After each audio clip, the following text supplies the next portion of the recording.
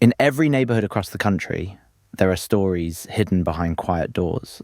Stories of resilience, of love, of injustice, and of unexpected triumph. But some stories don't stay hidden forever. Some rise to the surface at exactly the right moment, exposing the truth about what people are willing to fight for and who they are willing to protect. This story begins, like many others, with an elderly couple who worked hard for everything they had, a landlord hungry for profit, and a community that had no idea what was quietly unfolding in the little blue house at the end of Linden Avenue. But this one takes a turn no one, not even the landlord, saw coming. The landlord tried to evict. Elderly black couple didn't know their adopted son is a federal judge, is more than a dramatic headline. It's a story about dignity, about loyalty, about what happens when the powerful underestimate those who appear powerless. It's a reminder that respect is not optional, that cruelty always has consequences, and that love sometimes arrives in the form of justice wearing a robe and carrying the full weight of the law. In this first part, you'll meet the couple whose quiet strength becomes the heart of the narrative, the landlord whose greed blinds him, and the adopted son whose arrival changes everything. Get ready for tension, emotion, and twists that pull you in deeper with every paragraph. And remember, if you enjoy stories like this, don't forget to like the video and subscribe for more gripping narratives. Linden Avenue was the kind of street where the trees knew everyone's name. Every fall, leaves tumbled like confetti over porches, walkways, and cracked cement that held decades of memories. At the very end of that street, in a modest blue house with peeling paint and a rose garden that refused to die, lived Henry and Loretta Mays. They were quiet, the kind of couple who waved at neighbours every morning and always had an extra plate of food ready for whoever needed it. Most people just knew them as the sweet old couple who always held hands, even when carrying groceries. But beneath their gentle smiles were 60 years of shared battles, discrimination, hard labour, sickness, and sacrifice. They were the backbone of the neighbourhood, and few knew just how much they had endured. Their landlord, Martin Blake, certainly didn't care. He had inherited several properties from his late father and saw them not as homes, but as investments. And now, with the city's developers sniffing around the neighbourhood, Blake saw an opportunity. The Mays home sat on a prime corner lot that builders were hungry to turn into luxury townhouses. To Blake, the elderly couple were simply obstacles in the way of a six-figure payday. And so, one cold Wednesday morning in November, the first letter arrived. Loretta found it on the porch, tucked under the mat. The bold black letters across the top read, "Notice to vacate." She stared at it for a long moment, her chest tightening. Henry, at 82, was inside, slowly preparing their breakfast. She didn't want him to see her worry, not yet. When she stepped back inside, Henry looked up from the stove. "Everything all right, baby?" The familiar warmth in his voice almost made her cry. She handed him the letter. Henry adjusted his glasses and read it twice, then a third time. His hands trembled. Not with age, but with anger he rarely allowed himself to feel. "We never missed a payment," he said quietly. "Not once in 23 years. "He wants to sell the house," Loretta whispered. "That's all this is."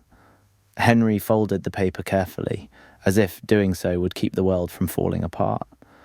"We'll fight it," he said. "We're not leaving our home." But fighting wasn't simple. Not for them. Not with their fixed income, their medical bills, and a legal system that rarely felt like it belonged to people who looked like them. The days that followed were filled with stress. Neither of them could hide anymore. A second letter arrived, then a third, each one more aggressive than the last. Blake began showing up unannounced, knocking loudly, walking around the property as if he already owned it outright. One afternoon, as Henry was struggling to bring in groceries, Blake approached him with a smug smile. He said, hands in his pockets, "it would be easier for everyone if you and your wife just moved out quietly. You'll have to leave eventually. Why drag it out?" Henry's jaw tightened. "This is our home. You don't get to bully us." Blake shrugged. The law's the law, old man. I've already started the eviction process. You should get your things in order. Henry didn't respond. He simply walked back inside, chest aching. Not physically, but in that deep, emotional way that comes from being dismissed, disrespected, and dehumanized. That night, Loretta found him sitting at the kitchen table long after midnight, head bowed over the stack of notices. "We can call him," she said softly. "We don't have to do this alone." Henry knew who she meant. He had been avoiding it, not because he didn't want their son's help, but because he didn't want to burden him. Their adopted son, David Mays, had worked impossibly hard to build the life he had. Every scholarship, every exam, every courtroom battle had been carved out through relentless discipline. He was a federal judge now, one of the youngest appointed in the state. He carried responsibility, influence, and a schedule packed tighter than a drum. But he had also carried them, emotionally, financially, lovingly, for years. Henry sighed. "I hate always calling him when there's trouble. He loves us," Loretta replied. "We didn't adopt a child to raise him into a stranger." The next morning, Loretta dialed his number. Mom?" David's voice was warm and alert even through the static. "Is everything okay?" Loretta tried to speak steadily, but emotion cracked her words. "Baby, your daddy and I, we might be losing the house." Within seconds, David's tone changed. It sharpened, deepened, no longer the voice of a son, but of a man accustomed to confronting injustice head on. "Tell me everything," he said. She read him the notices. Every word, every threat, every lie Blake had told them. Silence followed, heavy, controlled, dangerous, not to them, but to the man who dared to target them. "I'm coming tomorrow," David said. "Do not sign anything. Do not leave the house. I'll handle this." Henry tried to insist they didn't need him to drive 3 hours, but David didn't listen. "Dad, you took care of me for 27 years. Let me take care of you now." The following afternoon, the neighborhood watched a sleek black SUV pull up to the blue house. David stepped out in a tailored suit, briefcase in hand, his expression unreadable. He hugged his parents tightly before stepping inside to review every document. After an hour, he stood up, eyes blazing with controlled fury. "He's violating multiple housing laws," David said. "He falsified notices, skipped required procedures, and attempted an unlawful eviction. On top of that, he's been harassing you." Henry exhaled shakily. "I knew it wasn't right." "It's not just wrong," David said. "It's illegal."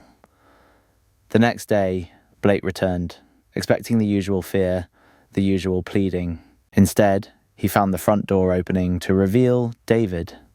"You must be Mr. Blake," David said calmly. Blake frowned at the stranger's confidence. "And who exactly are you?" David extended a business card. Blake read the title printed beneath the name, then froze. "United States Federal Judge." His face turned ashen. David stepped closer, voice low and sharp as steel.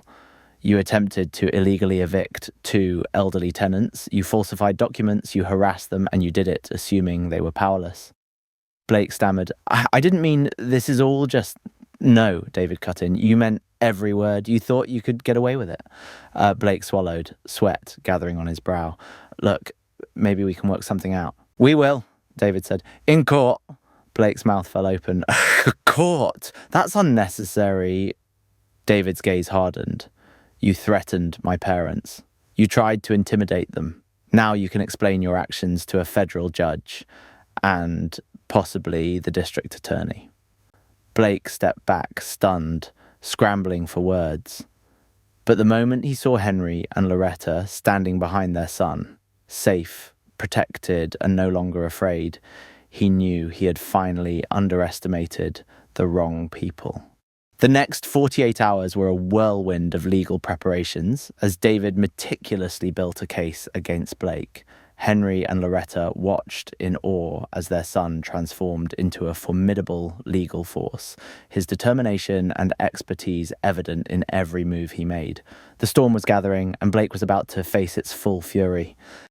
He spent hours on the phone reviewing statutes, requesting building inspection reports, and gathering years of payment receipts from his parents.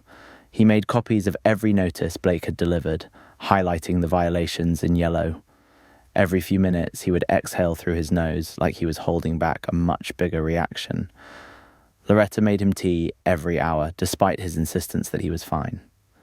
"You can be a judge," she told him, setting down the cup, "but I'm still your mama." By Friday morning, the neighbourhood had begun whispering. Cars slowed as they passed the blue house. Word travelled. The May's son is some kind of big lawyer. No, bigger. A judge. Federal judge. Lord have mercy, Blake messed with the wrong people. Even the mailman paused on the sidewalk, shaking his head. "Your boy's a judge." "Well, that landlord about to learn today." But the true confrontation hadn't happened yet. And Blake, pacing in his office across town, knew it. He had barely slept since reading David's business card. He had Googled the name twice, then 3 more times. Everything he found made his stomach twist tighter. Federal judges didn't just handle evictions. They decided major cases, constitutional rights, federal crimes, civil rights lawsuits. These were the people lawyers feared disappointing. And he had threatened the parents of one. By noon, Blake had convinced himself he could fix it all. He rehearsed apologies in the mirror, changed his shirt twice, and drove to the Mays' house with the nervous determination of a man about to beg for mercy. But when he stepped onto the porch, the door opened before he could knock. David stood there, holding a folder. Blake forced a smile. "Judge Mays, Mr. Mays, Your Honour, look, I think we got off on the wrong foot. I'm sure we can settle this." David didn't step aside. "What do you want, Mr. Blake?" I wanted to apologise," Blake said, hands shaking. "I never meant to scare your parents. I didn't know they were your parents. If I had known, I would have..." David cut him off sharply. "You would have treated them like human beings." Blake's mouth opened, but no words came out. Behind David, Henry and Loretta watched quietly from the hallway. "Look," Blake tried again, "let's talk business. I can let them stay. I won't raise the rent for years. We can do a long-term lease. I'll fix up the house. Just let's not take this any further, okay?" David stepped onto the porch and closed the door behind him. His voice dropped to a level that made Blake freeze. "You didn't come here to apologise. You came here because you're afraid." Blake swallowed hard. "And you should be," David continued, "because what you did wasn't just unethical, it was illegal. Your notices violate state statute, your harassment violates tenant protection laws, and your attempt to force elderly tenants out is grounds for criminal investigation."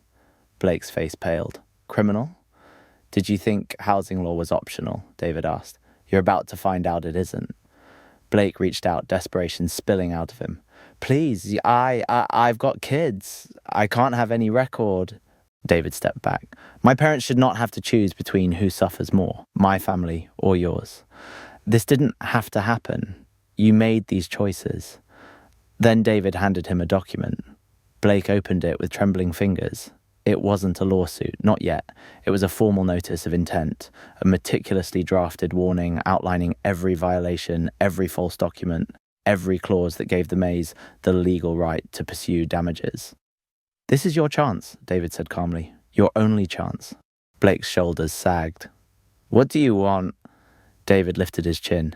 "For starters, my parents will no longer rent this house." Blake blinked. You can't just... They'll own it." Blake froze. "Own? As in, buy?" He laughed nervously. "This house is valued at..." "They will buy it," David said firmly, "for a fair price, not an inflated one. And you will stop all development negotiations until the sale is complete." Blake looked like someone had sucker punched him. But I was counting on that deal." "You should have thought about that before harassing an elderly couple." David's tone remained calm, but the edge in it was unmistakable. "You have 48 hours to agree. If you refuse, I file the paperwork." Blake rubbed his temples. "That could ruin me." David's eyes were cold. "Then you understand the gravity of your choices." There was no yelling, no dramatic outbursts, just the quiet certainty of a man who knew the law and his own power better than anyone else in the room. Blake whispered, "I'll do it. I'll sell the house."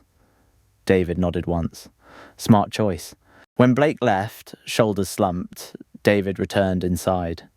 Henry sat at the table, staring at him with a mixture of awe and disbelief. "Son, I don't know what to say." David placed a hand on his father's shoulder. "You don't have to say anything." Loretta wiped her eyes. "You saved us." David knelt beside her. "No, I defended you. You saved me long before I ever stepped foot in a courtroom."